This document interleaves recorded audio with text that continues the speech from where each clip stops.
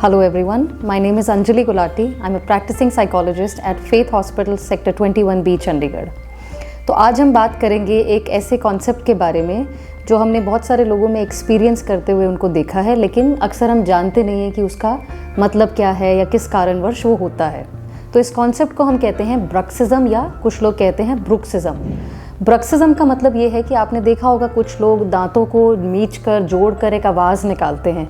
जो दो दांत या एक ऊपर वाला जॉ और नीचे वाला जॉ जब एक आपस में टकराते हैं तो एक क्रिच क्रिच की आवाज़ आती है, उसको हम ब्रक्सिज्म कहते हैं।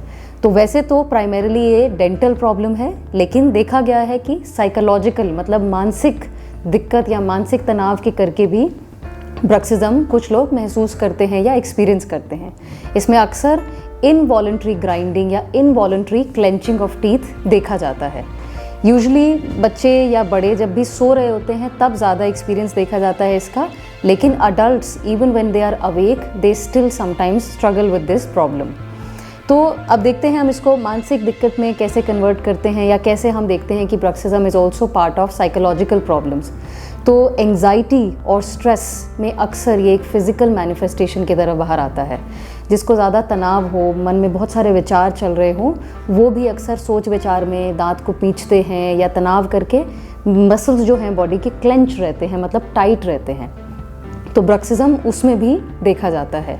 फिर क्या होता है, कुछ एक मेंटल डिसऑर्डर्स हैं जिसमें साथ में ब्रक्सिंग ये एक सिम्टम की तरह देखा जाता है। मतलब it is not just primarily because of that but it is part of a symptom.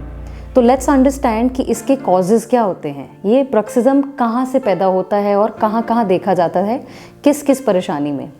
तो स्ट्रेस और एंग्जाइटी मैंने डिस्कस कर दिया है। दूसरी प्रॉब्लम जो है स्लीप डिसऑर्डर। अक्सर लोग पैटर्न्स ऑफ स्लीप जब उनके डिस्टर्ब हो जाते हैं या बचपन में ख़राब पैटर्न्स ऑफ स्लीप देखे जाते हैं तो बड़े होकर वो ब्रक्सिंग में कन्वर्ट हो जाते हैं कि रात को डिस्टर्ब्ड स्लीप के दौरान उनके दांत मींचकर और वो ग्राइंडिंग करते हैं दांतों की। दूसरा रीज़न ये रहता है कुछ लोगों के दांतों का मिस अलाइनमेंट। मतलब अलाइनमेंट मतलब एक तरीके से दांत हमारे ऊपर और नीचे का जॉ जो है वो अलाइंड रहता है। अगर उसमें हल्की सी भी मिस अलाइनमेंट देखी जाती है ग्रोथ ईयर्स में या जहाँ पर भी, वो बच्चे भी जब डिस्टर्ब होते हैं तो वो ग्राइंडिंग ऑफ टीथ करते हैं। फिर देखा जाता है बहुत सारे लाइफस्टाइल फैक्टर्स। अब ये इन्फॉर्मेशन ऐसी है जो बहुत सारे लोगों को नहीं पता। Over consumption of alcohol, smoking या कुछ तरीके के ड्रग्स भी ब्रक्सिज्म की तरफ बढ़ा सकते हैं आपको। तो ये सारी चीज़ें भी देखी गई हैं। फिर आती हैं देयर आर सम मेडिकेशंस। कुछ मेडिकेशन के साइड इफ़ेक्ट, मोस्टली मेडिकेशन जो सेंट्रल नर्वस सिस्टम या CNS के लिए दी जाती हैं, उसका साइड इफ़ेक्ट भी ब्रक्सिंग में देखा गया है। अब बात आती है किन किन लोगों को ये अफेक्ट करती है या कौन कौन से लोग ज़्यादा इससे प्रभावित होते हैं। तो देखा गया है कि अडल्ट्स और चिल्ड्रन दोनों ही इस प्रॉब्लम से गो थ्रू करते हैं। इन रिसर्च बताया गया है 20% ऑफ अडल्ट्स और 15% ऑफ चिल्ड्रन ब्रक्सिज्म के शिकार हैं। अब मानना चाहिए, हम देखते हैं कि ब्रक्सिज्म के इफ़ेक्ट्स क्या है, मतलब इसके करके क्या नुकसान हो सकता है या किस तरीके का स्ट्रगल है। सबसे पहली चीज़ आप देख रहे हैं, आप जानते हैं कि ये डेंटल रिलेटेड कंसर्न है, तो डेंटल डैमेज का बहुत बड़ा रिस्क है। जिसमें क्या हो सकता है, इनेमल जो आपके दांत का कलर है वो वेयर आउट हो सकता है, दांत के फ्रैक्चर या टूटने का रिस्क बढ़ जाता है, या फिर डेंटल सेंसिटिविटी जिसे झुंझुनाहट बोलते हैं। ज़्यादा ग्राइंडिंग के कर आपके दांत थोड़े सेंसिटिव हो सकते हैं कि वो मीठा, गर्म, ठंडा इन चीज़ों से अफेक्ट कर सकता है। फिर आता है ज़्यादा ब्रक्सिंग हो जाए तो हेडेक्स और फेशियल पेन जो है, जैसे ये वाला एरिया और सिर का ये पार्ट दर्द कर सकता है ओवर ग्राइंडिंग या ओवर ब्रक्सिंग के करके। फिर क्या होता है, अगर हम ब्रक्सिंग दिन भर और रात में करते हैं तो नींद परेशान हो जाती है या नींद में डिस्टर्बेंसेस आना भी बहुत लाजमी है।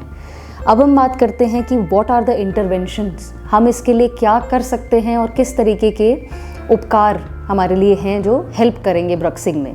सबसे पहली चीज़ जो हम देखते हैं जब हम किसी को भी ट्रीटमेंट के लिए बुलाते हैं, कोई माउथ गार्ड या फिर स्प्लिंट्स जो किसी तरीके का ब्रैकेट बनाकर आपके दांत में रखे, जो आपको अवॉइड करवाए या आप ग्राइंडिंग ना करें, उसको रोके। दूसरी चीज़ होती है, अगर इसका साइकोलॉजिकल कारण निकल के आता है, आप अगर किसी चिकित्सक के पास जाते हैं और वो बताता है कि इस इंसान को बड़ा तनाव है, तो अगर तनाव और एंग्जाइटी इसका कारण बनता है तो सबसे पहला इंटरवेंशन बनेगा आपका स्ट्रेस मैनेजमेंट का। कि सबसे पहले पता करें कि कौन कौन सी चीज़ों की वजह से आपका ये तनाव है जो रात या दिन में आपको टीथ ग्राइंड करने के लिए मजबूर करता है।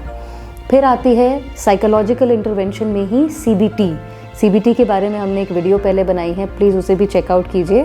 तो CBT में क्या है, आप अनहेल्दी वेज ऑफ थिंकिंग या बिहेवियर पैटर्न्स को बदलते हो जो जाकर फिजियोलॉजिकल पैटर्न्स को चेंज करती है। तो ब्रक्सिंग हमारा फिजियोलॉजिकल पैटर्न में गिना जाता है। फिर आते हैं कुछ तरीके की मेडिकेशंस, जैसे मसल रिलैक्सेंट्स जो होती हैं, जो किसी भी मसल को थोड़ा रिलैक्स करेगी। अगर आपके मसल्स यहाँ के बहुत स्टिफ हो जाते हैं, चाहे वो तनाव करके हैं या फिर वो डेंटल प्रॉब्लम करके हैं, तो वो भी रेकमेंडेड रहता है ट्रांजिटरी पीरियड के लिए, मतलब कुछ समय के लिए सिर्फ। फिर आते हैं किसी तरीके के लाइफस्टाइल चेंजेस में क्या आता है, अगर आप अल्कोहल कंज्यूम करते हैं तो उसको घटा दें, अगर आप बहुत ज़्यादा कैफ़ीन लेते हैं तो उसको घटा दें, किसी तरीके के सब्सटेंसेस लेते हैं जिनसे तेज़ी या स्टिमुलेंस आती है, उन चीज़ों को बिल्कुल बंद कर दें। रेगुलर डेंटल चेकअप्स के लिए ज़रूर जाएं। अगर ये डेंटल प्रॉब्लम है तो आपका डेंटिस्ट आपको बहुत अच्छे से गाइड करके उसका इंटरवेंशन बताएगा कि किसी तरीके की दांत रिलेटेड प्रॉब्लम ना हो। और तीसरी और मतलब वन ऑफ द थिंग्स जो बहुत इंपॉर्टेंट है इसमें, वो है स्लीप हाइजीन का मतलब है कि एक अच्छी नींद हमारे मानसिक और फिज़िकल हेल्थ दोनों के लिए बहुत ज़रूरी है। तो मेक श्योर कि आप रेस्टफुल नींद लेते हैं और एक अच्छी फ्रेश तरीके से सुबह उठकर अपने दिन की शुरुआत करते हैं।